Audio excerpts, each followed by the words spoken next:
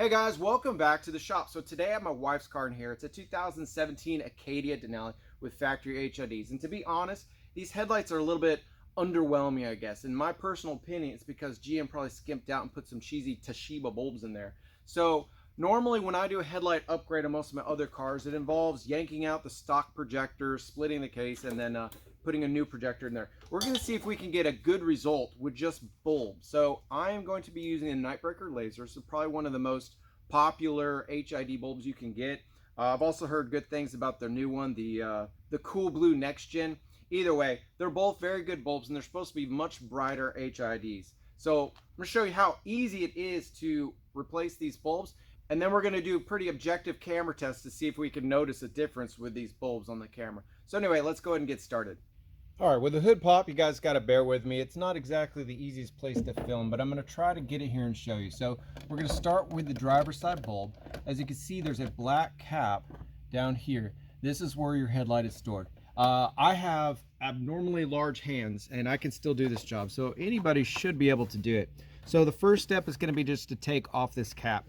Sometimes just with one hand it's not enough, so I got two hands in here. And just, it unscrews like that. And just set this safely out of the way. Okay, so now we've exposed the bulb. So down here we have the factory Toshiba bulb. The white part is the retainer. The orange part is a little kind of a, I don't know, I looked at it earlier. It's like a safety clip, but it really doesn't do anything. The plug is right here. So what you're gonna wanna do is unplug it first. Comes unplugged like that. And I'll show you a little bit more here shortly. Now the retainer, we're just gonna go to the left to undo it. So I'm using the thumb on this hand and the pointer finger in this hand to twist it and then gently pull the bulb straight out and you get it out. Okay, now take these over to a table and we can go ahead and work on swapping over the retainers to the new bulbs. Pretty easy. Couple tips real quick. One is wash your hands with a really good Dawn or whatever, just so you get any oils off, just in case you bump that filament, you don't mess it up. Two is where you buy the bulbs from. I'm not sponsored by anybody. Obviously, you can go buy anywhere. I don't care. But I would highly recommend not buying these from eBay or Amazon. Apparently, HID bulbs are extremely popular to counterfeit. And so, you know, the consensus on most of the websites and forums is that most of the bulbs you find on eBay or Amazon are likely counterfeit. So buy them from a reputable source, Lightworks, or I usually buy from the Retrofit source. I'm not sponsored by anybody, so you can buy them anywhere. But if you want to stay away from counterfeits, go from one of those guys. And I'll put a link to one of them in there. Either way, okay, so we got the new bulb here. So this retainer is simply slides on there. The easiest way to do it is to turn it to like a neutral position and then slide, just kind of gently work it out. Okay, set the old bulb aside, get the new bulb, and it goes on exactly the same way.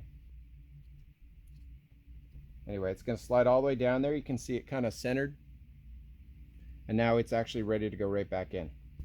All right, so we got the new bulb here. We just want to be very careful that we don't bump or put any stress on this part of the bulb. And remember, we're going righty-tighty on the bracket. So I'm going to hold the bulb with one finger here. Take the other hand and twist this white part to tighten the retainer. It can be stiff. Wiggle it around, but the thing you want to do is just don't unseat the bulb while you do it. Now we simply got to replug this in. So now we're going to put the cap on there. Make sure when you put the cap back on that we are seating it all the way. So again, you might have to use two hands. And this side's done. All right, now as we come over to the other side, the access for the bulb is right here. You'll notice that this is kind of in the way and it's a pretty narrow gap here. Now, I've already swapped this out a couple times to do the test, and I've done it every single time just through this gap. You can actually remove this, and I'm going to do this just so we can see a lot better. It comes out with just one screwdriver. So to get this air box out of the way, take your finger on this red clip, unclip it, push in the black thing, and it comes undone. It's also snapped in down here, and you can kind of wiggle it out. It's just one of those like just clips that unplugs. Now we're going to do one flathead here. Just loosen it a couple turns and slide this away. So to get the air box out, you literally just grab it down here and just pull up. There are 3 rubber tension tabs that just kind of come unclipped. and then the box easily just comes out. You can see on the bottom here, 1, 2, 3. And now we have all kinds of room to work around here. So just like the other side, get in here, unclip the box or the cover, comes right off. And now we can see our stock bulb in there with its harness. So like I said before, you should be able to get in here and just pull straight down and it'll come out. Don't worry about the little orange piece if it breaks or moves. If for some reason you just can't get it off, there's two other things you could do. I've done it with a fuse puller and come in here and you're able to grab it, or just even a set of tweezers. Slip the tweezers in right along the top, just kind of gently pry it away. You can see it just comes right out like that. And now we can remove the white retainer. So remember, righty-tighty, lefty-loosey. So we're going to rotate it to the left or counterclockwise. Once it's rotated, the bulb comes out. All right, so we got the new Osram bulb here. I've already kind of installed the retainer. Make sure it slides all the way down. So now you can notice how this turns, right? So we want to set it up all the way over to this orientation. That way when we set it in there, we can twist it to the right. So again, be very careful not to bump this against anything.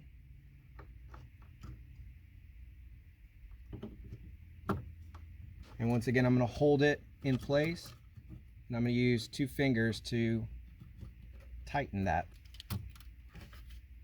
There, now it's seated. We're going to take this plug,